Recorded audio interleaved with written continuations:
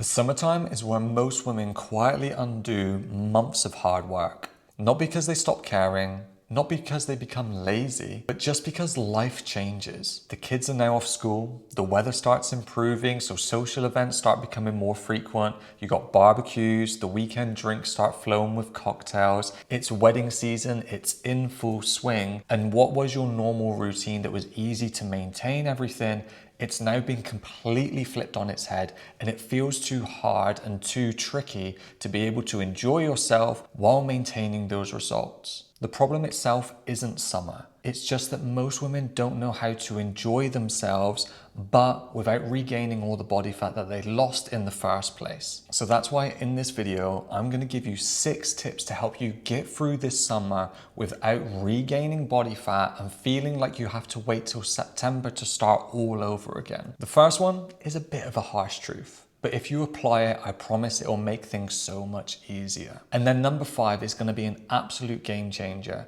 and it's the mindset shift that you'll need to adopt that all my clients did that helped them find maintaining results so much easier. If you don't know who I am Lewis, the owner of the Lemon Frog Fitness Company, and I've been working with women now for over a decade, helping them finally become confident in their bodies without being overly restrictive, without banning foods from their diet, without having to say no to absolutely everything, so they can actually enjoy life while enjoying the body shape that they're finally building. And if you're someone that feels completely overwhelmed right now and you don't know what the main thing is holding you back from being able to achieve a toned body, you're doing everything right, you're playing by all the right rules, but it still doesn't seem like anything works, then head to the link in my description because I put together a free quiz for you to take. There's 16 questions in there, and it's going to help you identify the exact thing that's currently holding you back. For now, let's dive right into these 6 points that I want you to start applying through this summer. First one, and the harsh truth that you need to hear, is don't eat like a twat.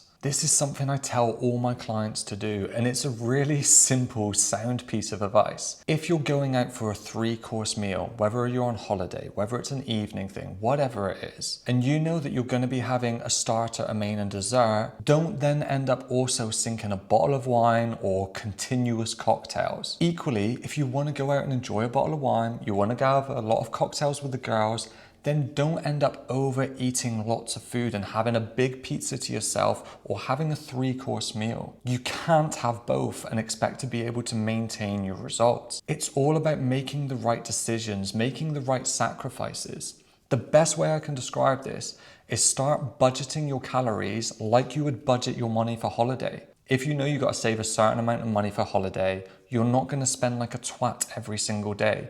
If you did spend like a twat on one day, you're going to save the rest of the week, the rest of the month as best as you can. Start treating your calories that exact same way, and I promise things will become much easier. The second thing that I recommend all my clients to do, whether it's the summer holidays, whether it's the holiday that they're on, is push that first meal back as late as you can. What this ends up doing is shortening your eating window. Let's be honest, no one struggles to say no to cake, biscuits, crisp in the morning, right?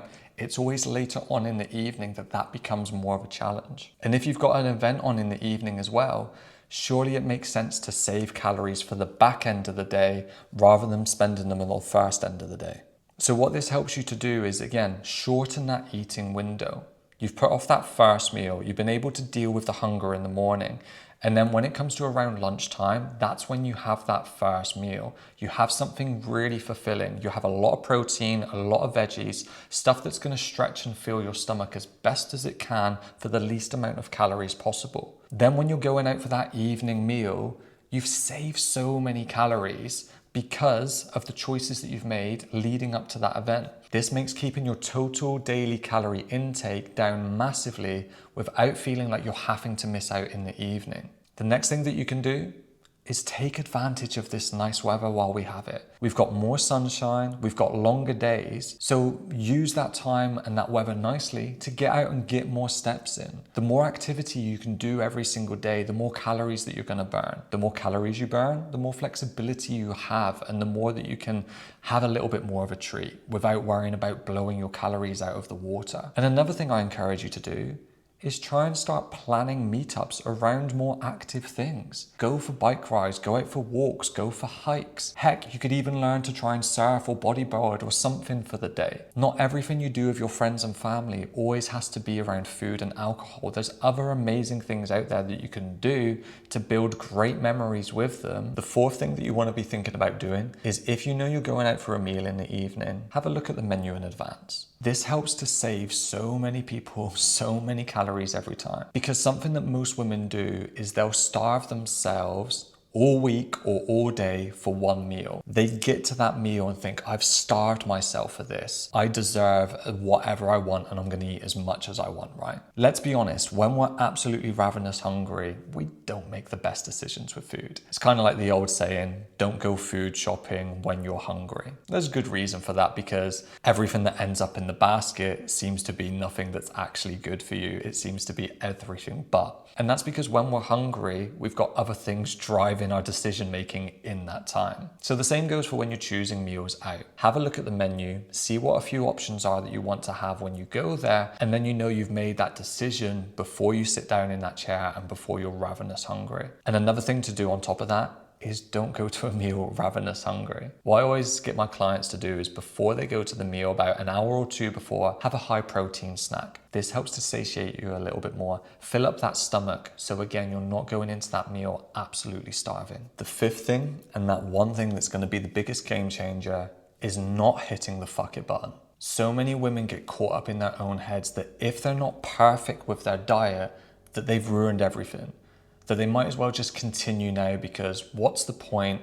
I've absolutely undone all my hard work. I'll start again on Monday, or I'll start again in September. But this mindset is the biggest thing that I see stopping women from progressing. This would be the equivalent of if you dropped your phone on the floor and there was a little scratch in the corner, you taking out a hammer and smashing it up.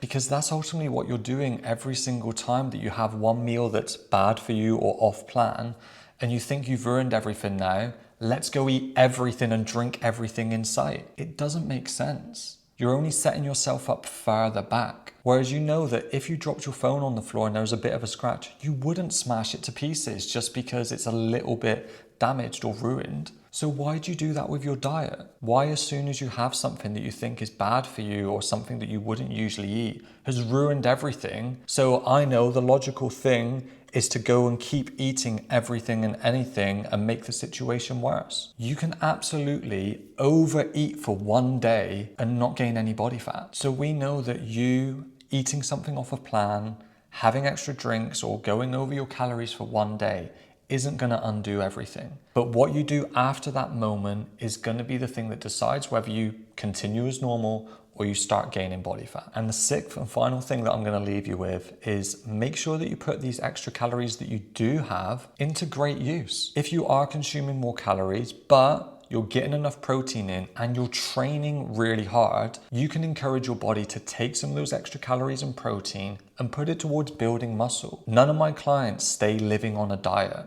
We go through multiple phases every year. We do phases of dieting and restricting calories, and then we do phases of increasing their calories, training ridiculously hard, and then using those extra calories to gain muscle. The problem is most women think that they either have to be on a diet or they're gaining body fat. But again, like I said at the start of this video, there's that sweet spot in the middle where you eat around maintenance calories, and you can build a lot of muscle during this phase. And if you get things just right, you can still lose body fat while building muscle and maintaining the exact same weight that you're on. Because if you're building muscle while losing body fat, your weight doesn't change, right? So I'd really encourage you to, through this season, focus on doing these things that we've gone through. Number one, just don't eat like a twat. Simplistic advice, but if you apply it, it makes a world of difference. The second thing that you want to do is push that first meal back that you have as late as you can, so you can have more calories in the evening when you're going out. Third thing is take advantage of this nice weather and longer days that we have.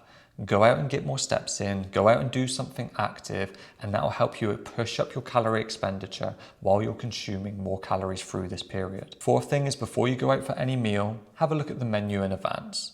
Make sure you don't go to that meal ravenous hungry, have a high protein snack before you go, and making decisions will feel so much easier. The fifth most important thing is don't hit that big fuck it button. Don't think that you've ruined everything just because you've had something quote unquote off plan or had something bad for you. You can absolutely have that and not ruin everything. It depends on the choices that you make after that situation. And then the sixth thing is look at it this way.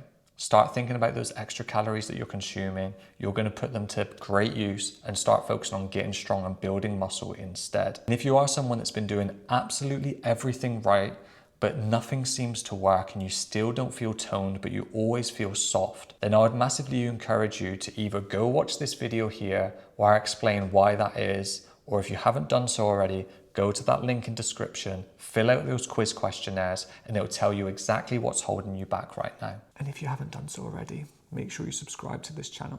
It'll really help me out and I'll appreciate it, and I'll keep bombarding you with amazing videos just like this one. Peace.